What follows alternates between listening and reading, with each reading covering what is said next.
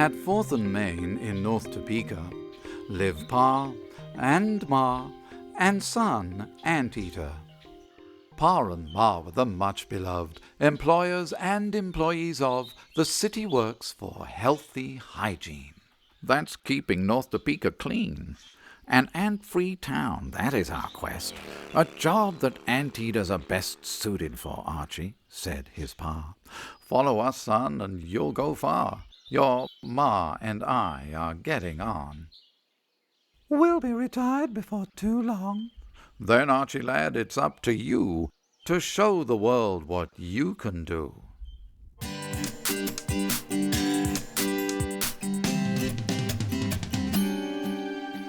But I aspire to something greater than just an ant exterminator, said Archie to the big blue sky. But what? The big blue sky replied. He looked at books, he studied maps, a great adventurer perhaps, a cowboy or a businessman, a doctor or comedian. He exhausted every topic. Some were corny, some exotic, till finally his soul on fire, forsaking reason for desire, announced to all with great aplomb, within 3 days I shall be gone, to spend some time in gay Paris. I have a date with destiny. Ants no more will I consume, mais tornado avec légumes. I'll find a garret in Montmartre, and there devote myself to art. North Topeka cramps my style, why, there's hardly room to smile. Something within me must get out, and, turning up his snout, to his parents' great dismay, he bought himself a black beret, packed his bag with summer clothes, and swinging it upon his nose, cried, "One ticket, please, for Paris, France. I'll show those ladies how to dance." Distraught, dazed, but not despairing, his parents never gave up caring, and, as the mailman sauntered by, they watched him with an anxious eye, till after 1 long month had passed, a card arrived for them at last, from Archie. Ma wiped back a tear. You read it, Pa. All right. Says here, he's got a room down by the Seine, and armed with paper, ink, and pen, sips cafe with thousands like him, waiting for La Muse to strike him. He loves us both, and not to worry, some things like art you just can't hurry.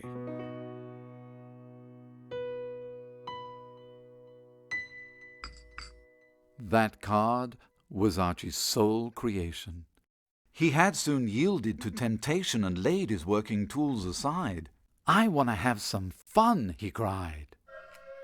Like a vampire he'd arise, the moon reflecting in his eyes, to eat and drink with wild abandon, dance with anyone at random. No thrill too small, no dare too great.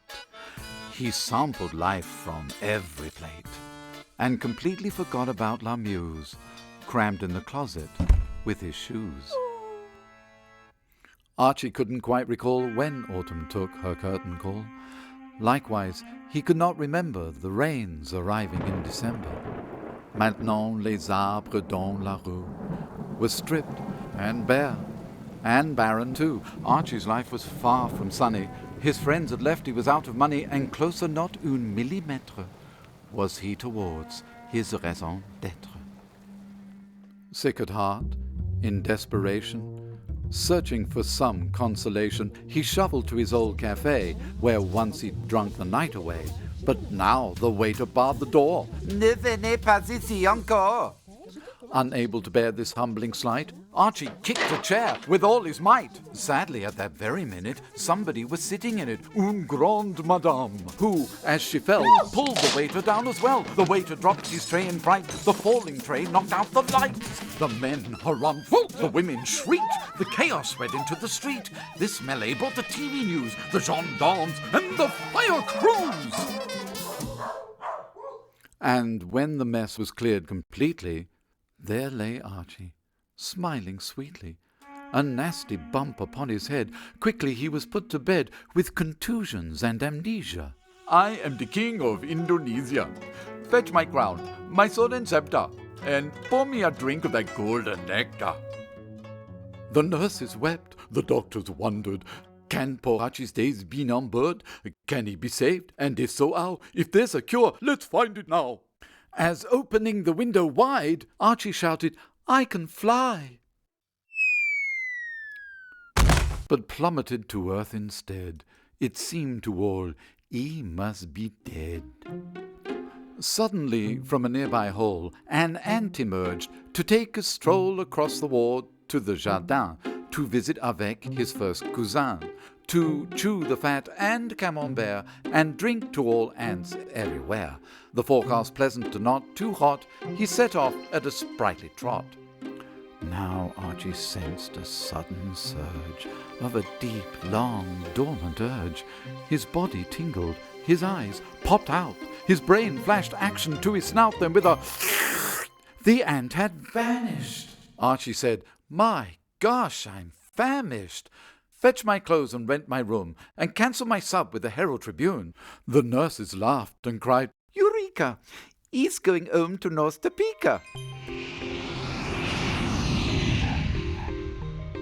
Safe once more in his native land, his father shook him by the hand. My boy, thank goodness that you've come. The fact is, we've been overrun by ants of all denominations. It's a formic infestation. Mon père, what's with the hygiene office? Oh, time has worn out my proboscis. Ma, why didn't you let me know? Disturb an artist? Dear me, no. Not even pausing to unpack, Archie's lip began to smack. In one instinctive swift maneuver, he turned himself into a hoover. He cleaned the streets and the water tower. He swept the silos in an hour. He vacuumed objects great and small, the traffic lights and City Hall.